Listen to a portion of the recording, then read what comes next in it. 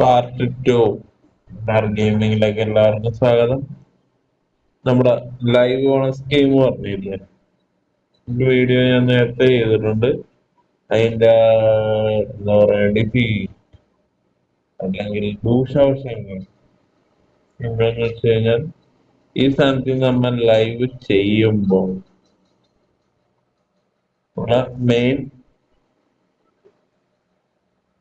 problems എന്ന് വെച്ച് കഴിഞ്ഞാൽ, ഇപ്പൊ നമ്മൾ ലൈവ് ചെയ്യണതാണ്, പക്ഷെ കമന്റ്സ് നമുക്ക് അലോ ചെയ്ത് കഴിഞ്ഞാൽ ഒരു കമന്റ് വന്നു കഴിഞ്ഞാൽ നമുക്ക് നമ്മുടെ ഫോൺ ടച്ചിൽ ആ കമന്റ്